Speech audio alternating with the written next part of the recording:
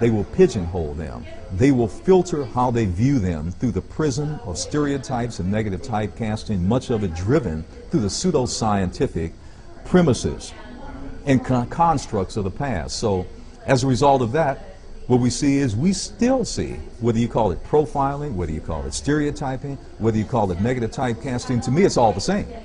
You're still basically looking at African Americans not as individuals, but as part of a negative typecast group. Racial profiling is designed for, I can read this piece of paper and I can know who these people are. And that's the point of racial profiling. And that flies in the face of saying, well, let me find out who they really are.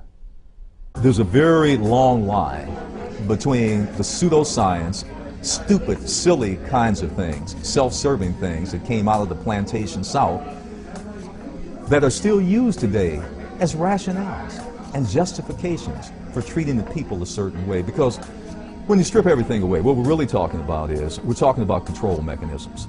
We're talking about how you view a people, how you use certain mechanisms, whether it's all these silly terms that have come up from the past, exciting delirium, droptomia, and there was another one too, that blacks have a tendency to fall asleep. They can't concentrate and focus on anything. I mean, all of those things for any prolonged period of time. To me, it's just a self-serving excuse to control another group of people. Because let's face it, if they're so negative, so predisposed to do negative things because it's in their nature and their genes and their thought patterns, such as those patterns are, then it's only one step removed from control. And not only control, but the most repressive control is necessary. So you construct institutions in society, both big and little, both overt and covert, both subtle and not so subtle, as mechanisms of control, whether it's education, whether it's certainly police, courts, criminal justice system, whether it's living patterns, where you can live, where you can't live, types of jobs. A perfect example of that is, why do we see so much underrepresentation of African Americans at the highest level in major corporations? Why for so many years in pro sports, pro football, did we see many say blacks could not be a quarterback, blacks could not be a middle linebacker? Because these are what? The thinking positions. Well, obviously we've seen that shattered a million different times in a million different ways, but it doesn't matter. Some of that thinking is still there. It hasn't gone away. Unfortunately, what we're stuck with then is a lot of work of trying to rebuild and rethink this sense of positivity about blacks. Again, I do think it has to go back to the curriculum. I mean, I think that what we teach individuals in school is that European history, American history, is a series of battles and wars. What we teach them about blacks is that there's this guy named Martin Luther King. And that's essentially all you need to know. If you can say Martin Luther King Jr., then you're good. Scientific racism helped to lay the foundation of white attitudes towards blacks, an attitude that even after slavery regarded blacks as less than human and therefore subject to all types of violent mistreatment. This attitude culminated in decades of lynchings and murders of blacks at the hands of white mobs. But despite the large-scale retreat of scientific racism in the minds of most researchers today, the idea that blacks are fit targets for white violence continues, especially among some members of law enforcement. And, like the self-serving fake diseases such as drapetomania, new disorders have been invented by some scientists to justify police brutality. Much of what happens in psychiatry and in science as applied to ethnic groups, much of it implicitly justifies the racism and tends to blame the victim, like drapetomania, as we just pointed out. Drapetomania is blaming the victim, saying it's an objective condition they just suffer from. And we have it even today. One example is excited delirium, which is been used repeatedly now in police reports and jail situations where apprehended individuals end up dead in in police hands, and the argument that's made is that they were suffering from excited delirium. That is, they got so agitated and so fear-ridden, and the police were trying to calm them down and all that, but they ended up dying. And these deaths in excited delirium only seems to take place when you're in jail. I think there is such a thing as excited delirium, but it's usually manifested by the police, where 4 policemen emptied 35 bullets into an African-American man. We saw the case right here in Oakland, California, where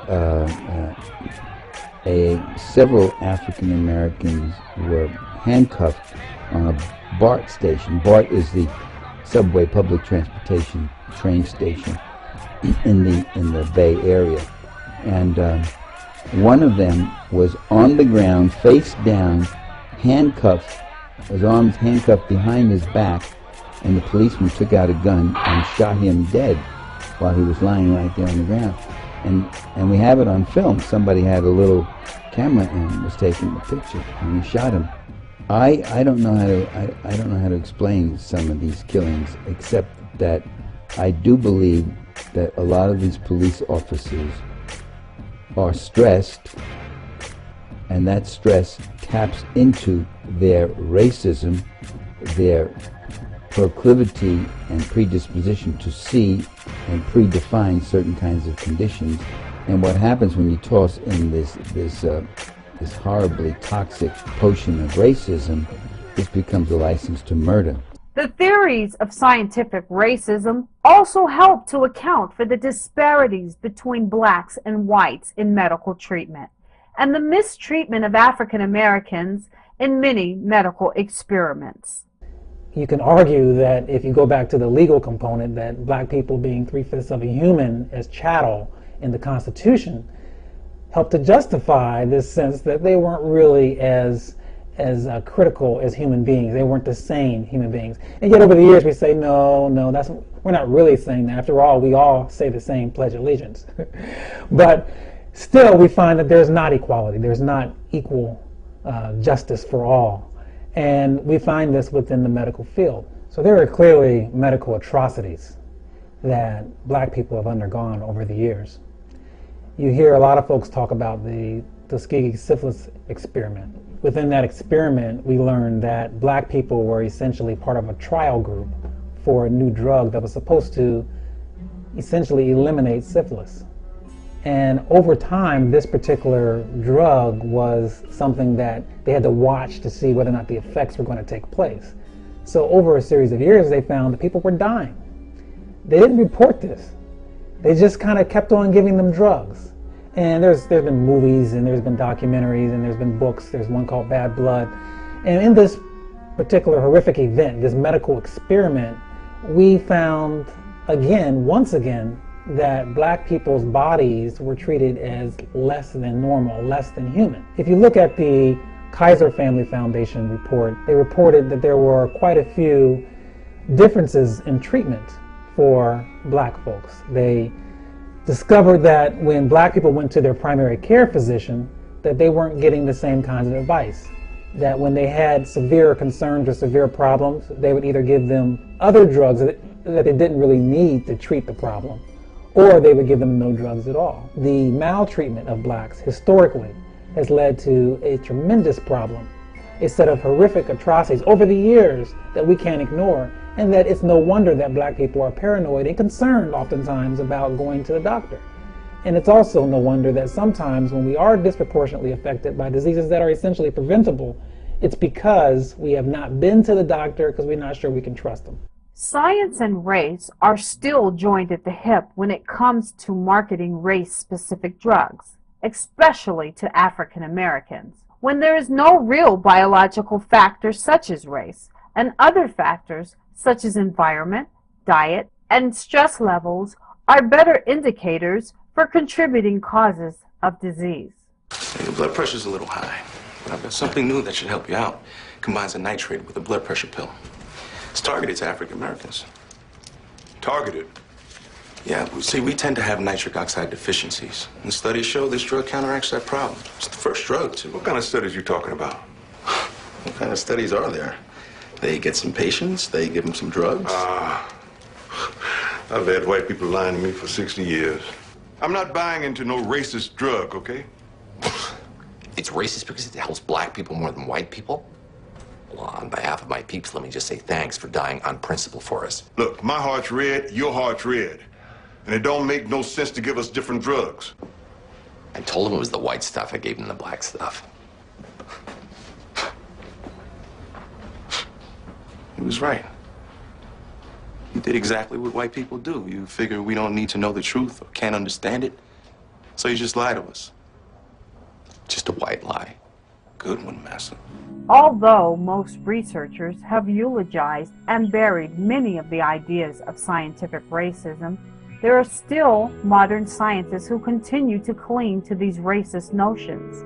An example includes Richard Herrnstein and Charles Murray, authors of The Bell Curve, which retracts eugenicists' arguments that blacks are intellectually inferior to whites and that the government should eliminate welfare programs that allow poor women with low IQ to have babies. So with Murray and Herrnstein's book, The Bell Curve, they helped to rationalize the same thing. They suggested that blacks were intellectually inferior, that the IQ test would signify that they're not as smart as white people.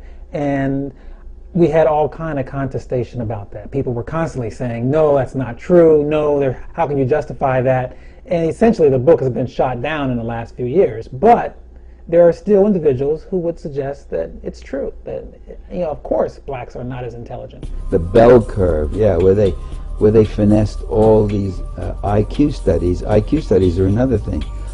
An IQ study measures your ability to take IQ tests. That's all it measures. James Watson, Nobel Prize winner of 1962, recently stated in 2007 that blacks were essentially not as intelligent as whites. And this is not really that surprising to hear this kind of thing happening from people who are considered esteemed scientists. We've always had individuals who were quite intelligent, who were very well respected. You hear, discussions of Thomas Jefferson and other major scholars that have suggested over the years that blacks were inferior intellectually. James Watson, the founder, the discoverer of DNA, who has come out and made the mournful comment that it's a terrible thing that so much of the aid and such that's given to the African American is based on the wrong premise, which is that they're capable of a performance that's equal to whites. He has no evidence to support this innate inferiority of African Americans. Race has not died away in certain circles, among scientists, among physiologists, among geneticists. There's always this search for the racial prototype, something distinct and different. Obviously there are different characteristics of different people. There's no question about that.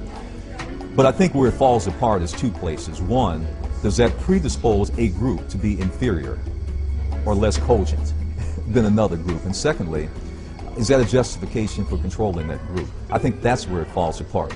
I think there are differences, obviously, among all groups that we can characterize, but to attribute that to some racially defective gene or link, that's nonsense. That's been blown apart every which way. Having said that, still, it is correct.